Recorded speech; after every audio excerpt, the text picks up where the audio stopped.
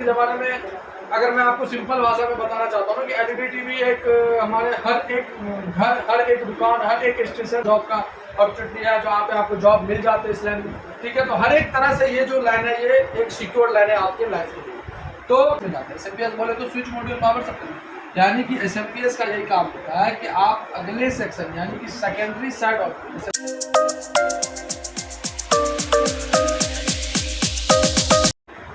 Hello friends, बहुत बहुत स्वागत है आपका हमारे YouTube channel ABC tech institute में।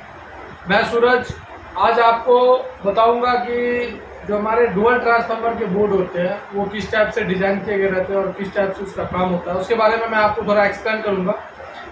तो वीडियो में आप पूरा बने रहे, वीडियो को अंत तक देखें, वीडियो को स्किप बिल्कुल ना करें।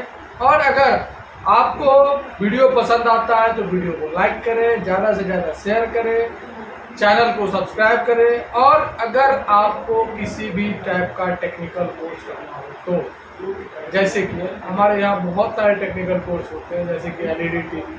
अगर एलईडी टीवी की कोर्स की बात करें कि एलईडी टीवी की कोर्स क्यों करें, कि एलईडी टीवी कोर्स में ऐसा क्या है, तो आज के ज़माने में अगर मैं आपको सिंपल भाषा में बताना चाहता हूँ कि एलईडी टीवी एक हमारे हर एक घर, हर एक दुकान, हर एक स्टेशन, हर एक चौक, हर एक मतलब हर एक जगह, जैसे मोबाइल हर घर में हर पर्सन के पास है, वैसे टीवी आज के डेट में हर रूम में रिक्वायरमेंट हो चुकी है, ज़रूरत बन चुकी है।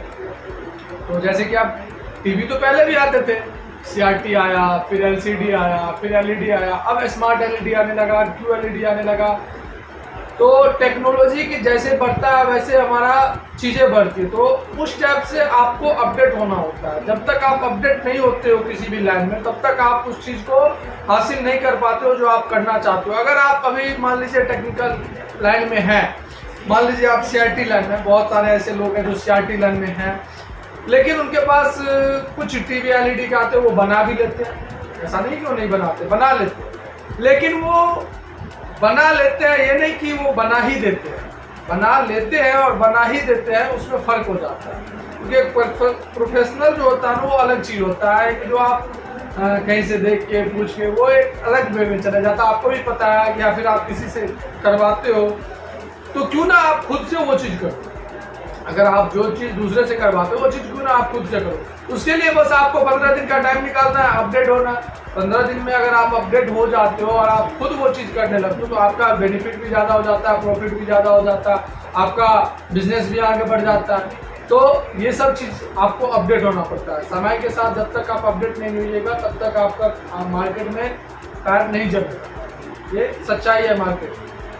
तो टीवी इसीलिए हमारे सबसे इम्पोर्टेंट चीज़ है कि टीवी हर एक जगह है और टीवी का सर्विस भी थोड़ा हमारे बढ़िया मिल जाता है, जो होम सर्विस में भी आ जाता है, शॉप सर्विस में भी आ जाता है, फील्ड सर्विस में भी आ जाता है, जो भी आप टाइप का देखें हर चीज़ में आपको इसका बिल मिल जाता है।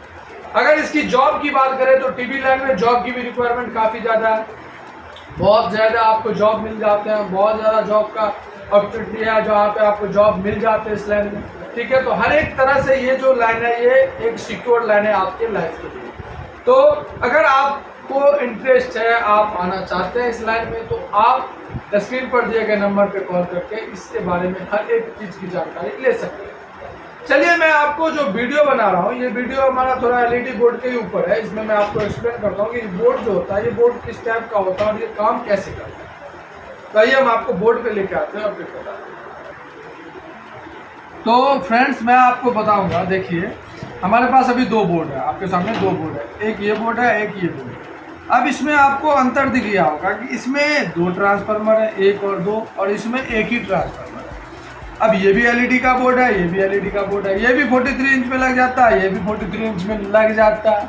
ठीक है, अब डिफरेंट ये है कि बात करें तो ये हमारा जो है ब्रांड के ऊपर भी, ब्रांड में इसमें डिफरेंस है। इस टीवी के बोर्ड में इसका फंक्शन अलग है, इसका फंक्शन अलग है। अब फंक्शन क्या अलग है, बहुत सी फंक्शन अलग नहीं होती, कुछ फंक्शन अलग होती है। उसी फंक्शन के बारे में मैं आपको बताऊँ। अब देखिए ये सिंगल ट्रांसफार्मर बोर्ड की बात की जाए तो इसमें जो हमारा पावर सप्लाई होता है वो सीधा एसी लाइन से चलता है, और जहाँ पे हमारा यहाँ पे एसी से, जैसे एसी से ये 220 वोल्ट इनपुट होता है, उसके बाद हमारे सेफ्टी के लिए इसमें फ्यूज का उपयोग किया जाता है। जो हमारा फ्यूज यहाँ पे लगाया गया है, ये देख सकते हैं आप, फ्यूज हमारा यहाँ से जैसे ये सप्लाई चला, ये 220 वोल्ट इनपुट होता है। इस 220 वोल्ट के बाद हमारा फ्यूज, एमटीसी, एमओडी, ये हमारा प्रोटेक्ट है, एसी लाइन को प्रोटेक्ट करने के लिए रहता है, किसी भी तरह का हाई वोल्टेज, ओवर वोल्टेज जो होता है उसको बचाव के लिए। उसके बाद हमारा यहाँ पे कॉइल लगा हुआ है, जो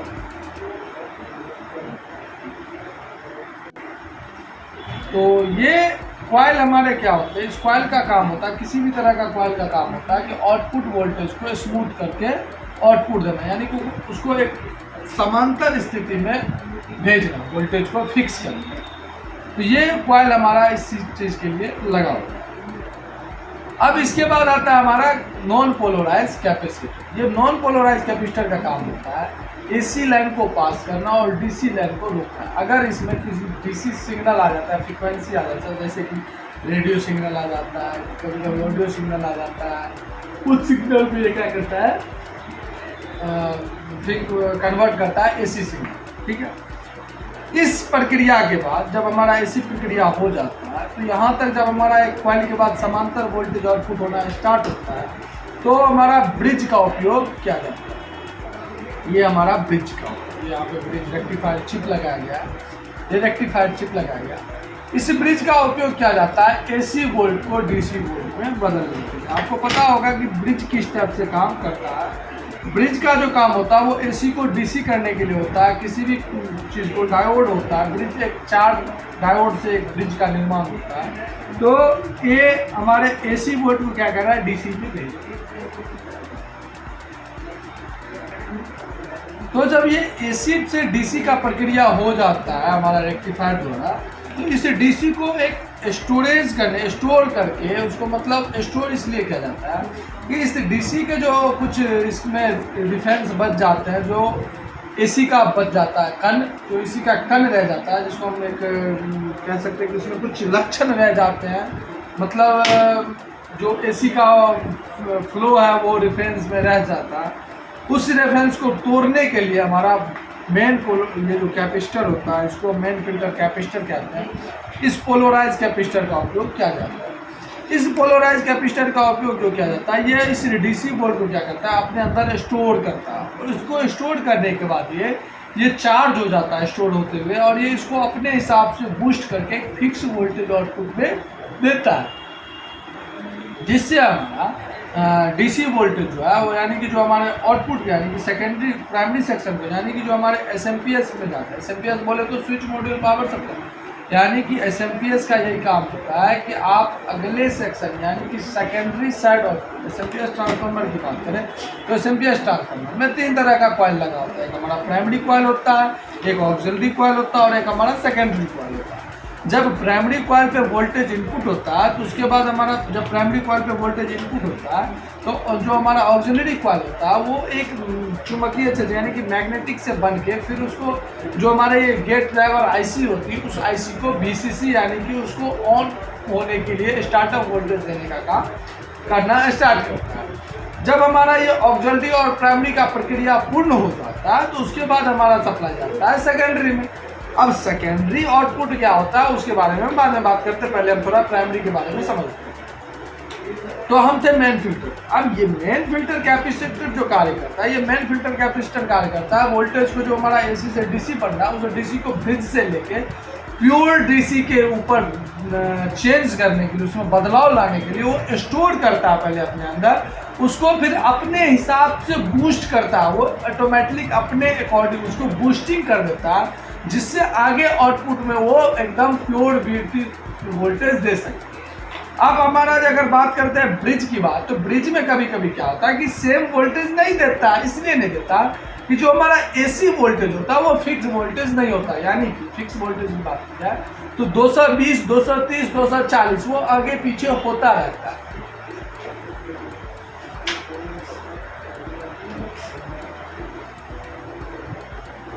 उस कंडीशन में उसको ये क्या करता है, फिक्स रखने के लिए, क्योंकि जब इनपुट ब्रिज को सेम नहीं मिलेगा तो आउटपुट भी सेम नहीं मिलेगा, तो उसको एक स्थिर रखने के लिए भी ये काम कर देता है। ठीक है, अब हम चलते हैं मेन फिल्टर के बाद। अब मेन फिल्टर के बाद जो प्रक्रिया होती है वो प्रक्रिया होती है स्विचिंग की।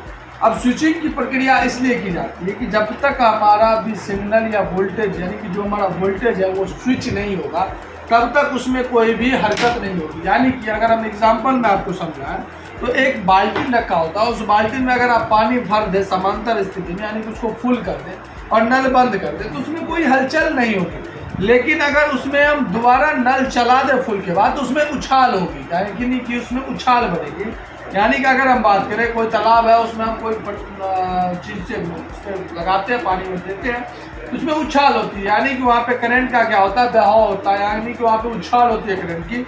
उसी उछाल को क्या कहता है, स्विचिंग कहता है। अब स्विचिंग के लिए जो होता है वो स्विचिंग टाइप का कंपोनेंट का उपयोग होता है। स्विचिंग में आप ट्रांजिस्टर का भी उपयोग कर सकते हैं, मॉसफेट का भी उपयोग कर सकते हैं, आईजीबीटी का भी उपयोग होता है, लेकिन आईजीबीटी थोड़ा हाई रैंक में हो जाता है इसीलिए इसमें नहीं होता। अब इसमें मॉसफेट का ही उपयोग क्यों किया जाता है? सबसे पहले मॉसफेट का उपयोग इसलिए किया जाता है कि मॉसफेट एक हमारा ऐसा सप्लाई होता है जो भी किसी भी सिग्नल को एक स्विचिंग करने के लिए, क्योंकि इसमें जो मॉसफेट भी दो प्रकार के होते हैं। अब ये इसमें जो लगा होता है वो एन चैनल का मॉसफेट होता है। एन चैनल का मॉसफेट का कार्य होता है हाई स्विचिंग को स्विचिंग करवाना, यानी कि जो हमारे करंट आ रहे हैं उसको स्विचिंग करवा के समांतर अवस्था में भेजते रहना। इसमें 3 पिन हो तो इसके पिन की भी जानकारी आपको दी जाती है, जैसे कि इसमें गेट ड्रेन सोर्स होता है। तो जैसे ही इसका ड्रेन पे वोल्टेज इनपुट होता है तो इसका सोर्स पिन जो होता है वो ग्राउंड के साथ जुड़ा होता है। अब इसका सोर्स ग्राउंड के साथ जुड़ा होता है और इसका गेट जो होता है, जो हमारा गेट ड्राइवर आईसी होता है, जो हम ओरिजिनल कॉइल के बारे में आपको बता रहे थे, जो आईसी पे इनेबल स्टार्टर होता है, उसी आईसी से इसका गेट को इनेबल किया जाता है। अब जब इसका गेट इनेबल होता है तो यहाँ इस ड्रेन पे स्विचिंग होता है और वो स्विचिंग होके सप्लाई हमारे एसएमपीएस ट्रांसफार्मर के प्राइमरी कॉइल पे आता है। उसी प्राइमरी कॉइल का एक पिन हमारे मेन फिल्टर कैपेसिटर के पॉजिटिव पिन से जुड़ा होता है। जब ये स्विचिंग का प्रक्रिया हो जाता है तो हमारा ऑक्सिलरी कॉइल क्या करता है, जो वहाँ पे स्विचिंग का एक चुंबकीय क्षेत्र मैग्नेटिक फील्ड बना होता है उसको एब्जॉर्ब करता है। दोस्तों हम ये चीज़ जो आपको अभी समझा रहे हैं ये सिंगल ट्रांसफार्मर की बात हो रही है, हम आपको डुअल ट्रांसफार्मर भी समझाएंगे। जब ये चीज़ हो जाती है तो इसके बाद जो हमारा सीक्वेंस बनता है वो होता है हमारा कि जो सेकेंडरी आउटपुट। अब सेकेंडरी आउटपुट में जब सप्लाई आता है तो उसके बाद हमारा शॉर्टकी डायोड लगाकर सप्लाई को 12 वोल्ट में कन्वर्ट किया जाता है, जो लॉजिक कार्ड के लिए होता है। अब वहीं से शॉर्टकी डायोड लगा के बैकलाइट वोल्टेज के लिए भी आउटपुट दिया जाता है। यहाँ पे आप देख सकते हैं, यहाँ से जब सप्लाई जाता है तो एक शॉर्टकी डायोड यहाँ पे लग गया और एक शॉर्टकी डायोड यहाँ पे लग गया। इस दोनों शॉर्टकी डायोड के बाद क्या जाता है, एक हमारा बैकलाइट के लिए और एक हमारा लॉजिक कार्ड के लिए जाता है। और इसके बीच में एक कैपेसिटर लगा होता है जो एक 16 वोल्ट का लगा होता है और एक लगभग 160 वोल्ट के अप्रॉक्स लगा होता है। ठीक है फ्रेंड, उसके बाद हमारे वोल्टेज को आउटपुट देने के लिए 2 से कंपोनेंट का उपयोग होता है। एक हमारा TL421 जो ट्रांजिस्टर है जो जिना डायोड की तरह होती है, और एक हमारा ऑप्टो कपलर लगा होता है। तो ये हमारा वोल्टेज को क्या करता है, रेफरेंस देके फीडबैक देता है। ये बात हो गई हमारी सिंगल ट्रांसफार्मर की, ये इस टाइप से हमारा सिंगल ट्रांसफार्मर कार्य करता है। इसके ऑन बोर्ड भी हम आपको बहुत जल्द वीडियो बना के दे देंगे कि इसका ऑन बोर्ड कैसे, कौन सा ट्रैक कहाँ से काम करता है, कैसे इसको हम बाईपास करते हैं, ये भी हम बताएं। अब हमारे पास एक आता है डुअल, ये हमारा डुअल ट्रांसफार्मर। तो डुअल ट्रांसफार्मर में क्या है, ये हमारा हो गया एसएमपीएस ट्रांसफार्मर जो हमारे कैपेसिटर के नज़दीक लगा हुआ है। अब इसके और इसमें यही डिफरेंट होता है, ये सेम प्रोग्रेस होता है हमारा एसएमपीएस ट्रांसफार्मर का, लेकिन इस एसएमपीएस ट्रांसफार्मर में क्या होता है, ओनली लॉजिक कार्ड का वोल्टेज निकलता है जो कि 12 वोल्ट 12 वोल्ट निकलता है आउटपुट होता है सेकेंडरी में। और जो दूसरा ट्रांसफार्मर होता है यानी कि ये जो होता है इसको हम चॉपर ट्रांसफार्मर के नाम से जानते हैं। इस चॉपर ट्रांसफार्मर के लिए भी स्विचिंग ठीक उसी टाइप से किया जाता है, इसीलिए मैं आपको सबसे पहले सिंगल ट्रांसफार्मर में समझा जिससे आपको समझना आसान होता है। ये देख सकते हैं, जैसे इसके लिए एक मॉसफेट लगाया गया, इसके लिए भी एक मॉसफेट लगाया गया, एक एलवीआर रजिस्टर लगाया गया, एक ड्राइवर आईसी का उपयोग किया गया, एक ऑप्टो कपलर लगाया गया। ठीक उसी तरह से इसका भी फ्रीक्वेंसी आता है, ड्राइवर आईसी से इसका ड्रेन पे आता है, सप्लाई से यहाँ प्राइमरी पे जाता है, उसके बाद स्विचिंग होता है, फिर ये सप्लाई आउटपुट में जाता है, आउटपुट में जाने के बाद इसका ऑप्टो कपलर लगा होता है, इसका TL431 वो इसको रिफरेंस देके वोल्टेज को आउटपुट के लिए। अगर डुअल ट्रांसफार्मर में बैकलाइट वोल्टेज नहीं बन रहा तो आपको चॉपर ट्रांसफार्मर सेक्शन चेक करना होता है, अगर सिंगल ट्रांसफार्मर में नहीं बन रहा तो आपको सिंगल वाला ही चेक करना होता है। इस दोनों बोर्ड के बारे में मैं कुछ और भी जानकारी आपको नेक्स्ट वीडियो में दूंगा। तो इस वीडियो को हम यहीं बंद करते हैं और नेक्स्ट वीडियो में मिलते हैं। Thank you.